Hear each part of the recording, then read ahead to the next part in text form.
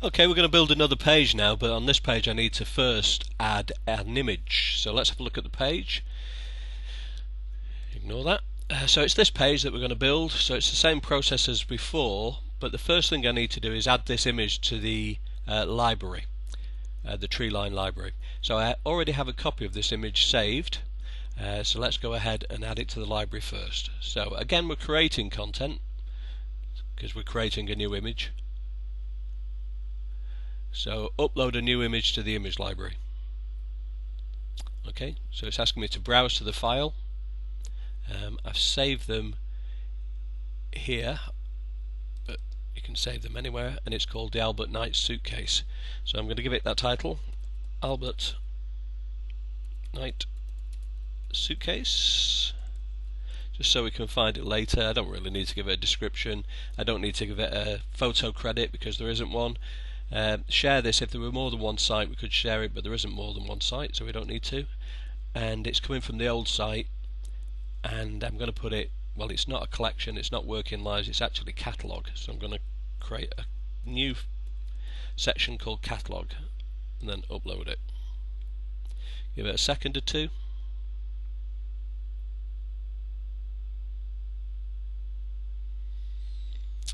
And the image is uploaded. There we can see it. Albert Knight Suitcase uploaded now by me. I can go in there and edit the details I put about it. I can preview it by clicking there. I can delete it. Okay, go back to create content. So we're going to do exactly the same as we did before. We're going to create a new web page. It's going to be called, I've cut and pasted the comment into here, and the page is called, well, that's quite a long title, so let's just call it online catalogue.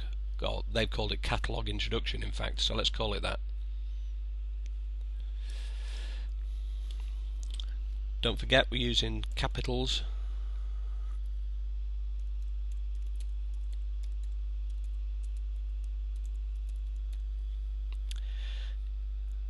The section, it's going to go in the online catalogue. Now, I've not added the tag here. You have to add the tags to a library first. I've missed out on doing that. I should have done that before I started, but it doesn't matter. I can just come back to it. So let's add a description. Looking back here, the library catalogue database contains details, books, pamphlets and journals. That'll do. Let's copy that and Control and V, paste it in there. I don't want people to be able to comment on this because it's not that type of page, and it's not a page for members or anything, so let's go to the next step. It's the only page, so I don't need to move it around. Let's get straight down to editing the content. So again, I think it'd be a nice idea to have visit the library there. There was another panel I noticed just now called blogger profiles, or search the blogs. Well, those might be nice to add. Let's put the search the blogs there as well. We could move the order around if we wanted to, put that one up on the top, but just to be consistent, because this is always on the top on all the other pages, let's leave it in this order. Okay, back to our notepad. We can Control key A for all, X to cut it out. Then we go to this little symbol here, paste as plain text, Control and V. Click OK. Alright, so that's put the raw content into the page. There's a bit of a heading here. We need to split it up a little bit so it makes sense.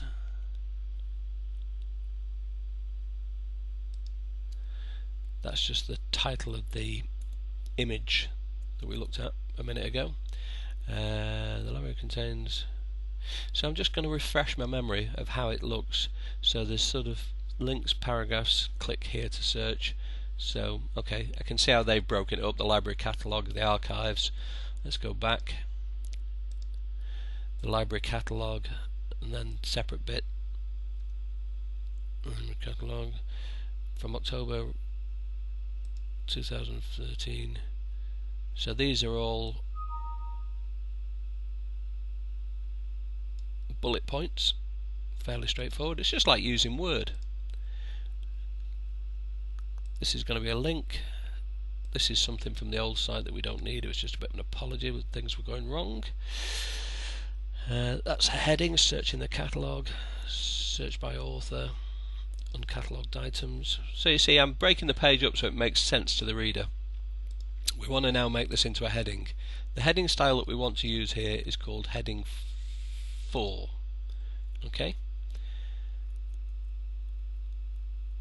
Just going back to this again, just so it makes a little bit more sense. I was looking at books, pamphlets and journals.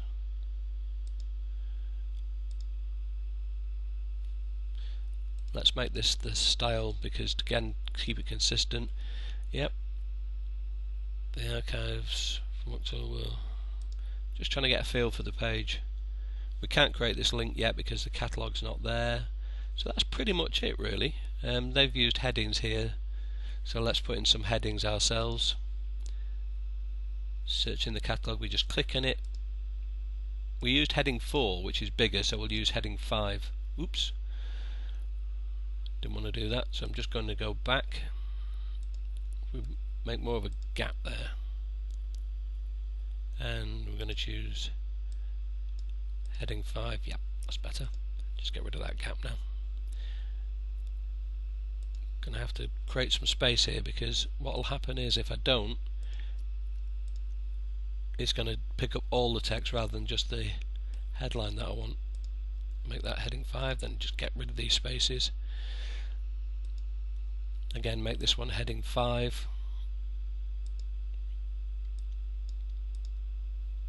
Get rid of that space.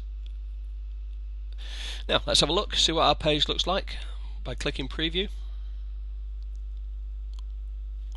Pretty nice, but the one thing that we're missing is that image that we saved, which would sit nicely here. So let's close this and go back and add the image. So we click where we want the image to go. I think about there would look good.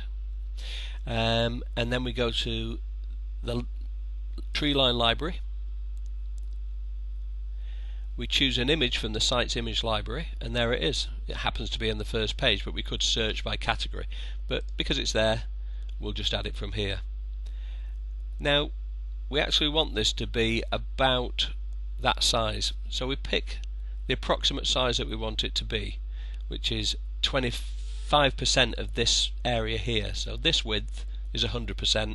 We want it to come to about there, sit nicely in the corner of the page.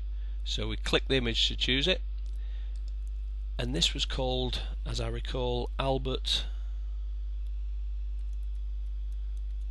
Knight's suitcase. Shouldn't be capital there. Suitcase. Now, we want our image, as we say, to be about a portion of the distance here. So we've got a choice, 25% and put it to about there. Let's make it 33%, just see how that looks.